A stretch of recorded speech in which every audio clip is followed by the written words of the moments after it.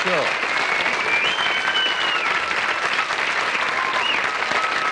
You know, Bill, I was just standing here watching your band. Why don't you, since you play bluegrass, why don't you ever dress them in blue?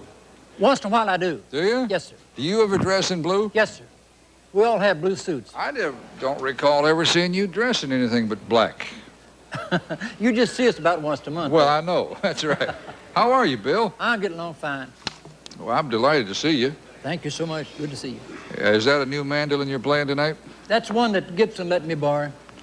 Yeah, recently, many of you may have read in the press where Bill was the unfortunate victim of a robbery, and not only a robbery, but somebody took two of his instruments and smashed them.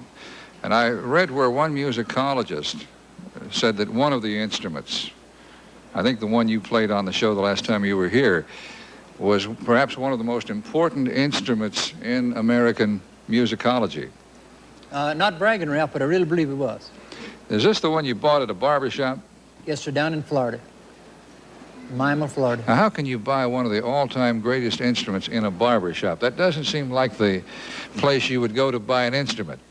Well, back in the early days, you see, there wasn't no mandolin playing going on much till everybody all over the United States and the world knew that I was playing a mandolin. So then a lot of them went to playing it. All right. Who was playing it? Who was playing this instrument in the barber shop? Nobody. It was just laying there in the window. Had a little sign up here, I believe, said $150, something like that. You bought it when? Oh, it was way back in the early 40s. 41, I believe. What is the approximate value of that same instrument today? You bought it for $140? $150. $150. Well, I'd say at least 5,000 or on up. Now, what kind of instrument is it? I'm talking about the same kind I had, the F5 Gibson. Lower. Now, I know a lot of people have been concerned not only about your future and about what could happen to you, but they've been concerned about those very precious instruments that were smashed. There were two of them, I believe. What was the other one? It was a Gibson F5 lower. It was about 3 months older than the one that was so popular that the people loved. You're saying F5 what? Lower. What does that mean? Lower. He was the man that made the Gibson. All right, what's going to happen to these instruments that were smashed? Well, Gibson is working on them, and I think they're going to go back together, and I just hope they will, and I can continue on playing, and they can stay with me as long as I play music.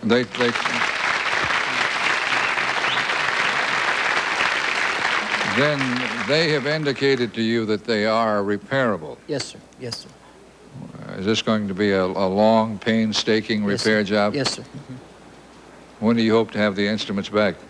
I'd like to have them back in at least 6 months if I could. Bill, is this a very expensive job? No, they don't. They won't charge me a penny. Really? No, sir, they won't. Just because they like you? Because you're an historic figure? Well, I've sold a many mandolin for them. Ah, I guess you have. You've sold many a Gibson mandolin for That's what I'm saying, yes. Let me tell you one brief story. You probably remember it. I'm backstage at the Opry, 1962, 63, and I'm with Ira Leuven. And Ira's he's got a mandolin he bought in Germany. He said it's louder than Bill Monroe's. He said, it really bothers him when I get around him and I bang on it or play on it. He said, it really bothers him because it's louder than his. Do you remember that? I kind of remember him bringing the mandolin, but I don't remember too much about it. Yeah, I think he was trying to have fun with you. Probably. He said, I'll get up behind Bill, and he said, I'll just play and play and play. Ralph, he was a fine singer, you know. He was. He really was. We used to get together, Ari and Charlie, and we'd sing a trio, you know. Ari would do the lead, and I'd sing tenor, and we'd let Charlie get down and sing the low part. They would have made a pretty good bluegrass act. Boy, they would. Yes, sir. Let me take a little break. 1923 F5 mandolin back together again. Darrington received the instrument in November after it had been smashed with a fireplace poker into more than 200 pieces. All of this section of the mandolin was missing. The poker had gone through in about 6 different spots and completely broken away the middle section of the mandolin. The hardest part was not to align those pieces in there, but it was to make sure that every piece was indeed there. Darrington used photographs of Monroe's famous mandolin to help piece it back together. He even reconstructed the interior label signed by Gibson mandolin developer Lloyd Lohr in July 1923. Darrington, who's an accomplished mandolinist himself, says he never expected to see the most famous mandolin of all close up. It's kind of like seeing your neighbor's wife naked. You, you never expected to see what you saw. It's quite interesting. I mean, I've seen the inside of the mandolin, and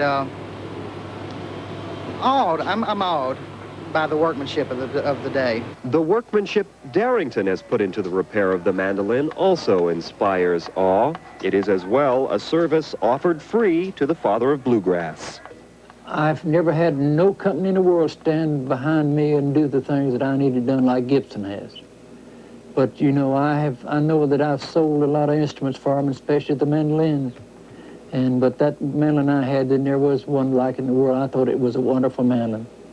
And I just hope it'll come back and be about the same.